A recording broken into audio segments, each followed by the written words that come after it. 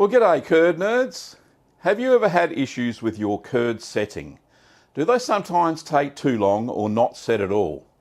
Is it sloppy and fractures when you're trying to cut it? Are you puzzled by the cause of these issues? Well, this video is for you. Now, when it comes to curd set, some people blame the rennet, others will wonder if the milk is okay for cheese making. So in this video, I'm going to perform some tests with fresh rennet and different types of milk to show you what may be the main issues for home cheese makers. So here's the process I'm going to follow. I'm going to take 4 250 milliliter 1 cup samples of milk, heat them to about 30 degrees Celsius or 90 Fahrenheit, and then add 2 to 3 drops of calcium chloride and 2 to 3 drops of rennet. And then we're going to see if they set in 30 minutes, and then I'm going to show you the result.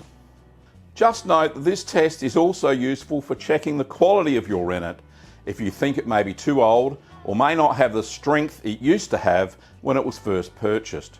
Now, I'm using cow's milk for each sample, but they have all been treated differently. Firstly, UHT, or ultra high temperature milk. It has been treated to 135 Celsius to 149 Celsius, which is 275 to 300 Fahrenheit for a minimum of 2 seconds. It's then rapidly cooled and packaged in sterile containers. It has a shelf life of many, many months. Then I'm going to use ultra pasteurized milk, which has been heated to 138 Celsius, which is 280 Fahrenheit, and held there for 2 seconds. It's similar to UHT, but it also has a long shelf life, but it's also found in the cold compartment of the supermarket. So next I'm going to test pasteurized homogenized milk. It has been heated to 72 degrees Celsius or 161 Fahrenheit for 15 seconds, then it's rapidly cooled down to 4 degrees Celsius. It is then passed through a microfilter mesh to break the fat globules, which normally float to the surface as cream, and it cuts them into much smaller pieces so that floating doesn't happen. Then finally, I'm going to test pasteurized unhomogenized milk. Again, it's been treated to 72 degrees Celsius, 161 Fahrenheit for 15 seconds and then rapidly cooled. However, it doesn't undergo the homogenization process, so the cream and the fat is intact. So now we got all the different milks out the way, let's begin with the testing.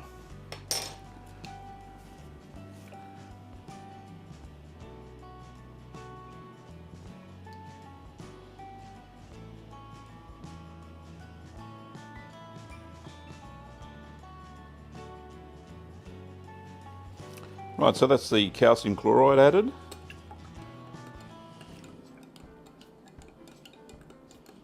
Give that a bit of a stir. So by adding calcium chloride, it adds back soluble calcium back into the milk, and it's going to let that calcium be bonded to the casein, which reacts with the rennet and sets the curd. So I'm going to add the 3 drops to 3.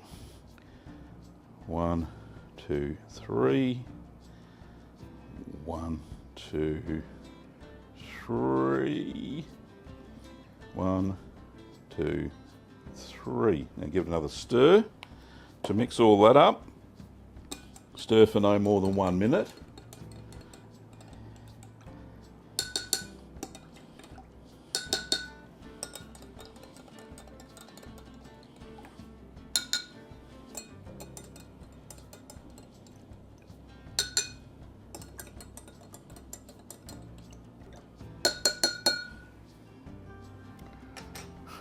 So now we're going to set a timer for 40 minutes to see if the milk will set.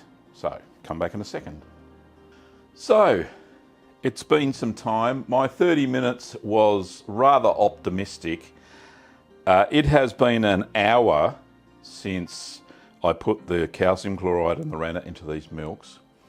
And let's have a look. The results are not surprising as far as I'm concerned. So the first one, which is the pasteurized unhomogenized milk, you can see we've got a good curd set. We can cut that after an hour, no problems at all. So that is no issue whatsoever. So that milk will work for cheese making. Let's have a look at the next one. This is the pasteurised homogenised milk. Now, it should be okay. It's a little bit weaker. Yeah, the curd set's a bit weaker. It's a bit sloppier, but with a bit more rennet and obviously keeping the milk at the constant temperature, that one would work as well. So it's not the milk for that one either. So let's have a look at the one that says organic full cream milk. You would think, and you can't even tell by the carton, that this one would be okay. But it doesn't say ultra pasteurised on the carton, but as you can see, no curd set at all. So very deceptive.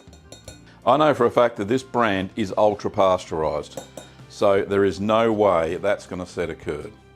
And finally, the UHT milk. And as you can see again, no curd set at all. So there you have it. In my experience, it's usually the milk that's the issue and not the rennet. Now at the start, remember I said this was fresh rennet? Well, guess what? This rennet is 2 years out of date.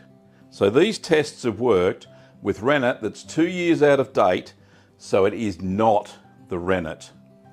So most of the time, it is the milk that has been heat treated in such a way that it won't set a curd. So before buying your milk, check the label and try and get the best possible milk for your cheese making. Sometimes the label won't even indicate the use of ultra pasteurisation like this one, but a long use by date is a dead giveaway. Have you ever had any issues with your curd set? Leave a comment down below to let me know how you figured out what the issue was. So don't forget that you can pick up ingredients like rennet from littlegreenworkshops.com.au. We supply the home cheese maker in Australia and also ship internationally. Now, if you enjoyed this video and got value from it, please leave a like and subscribe for more videos like this one. Thanks for watching, Curd Nerds, and I'll see you next time.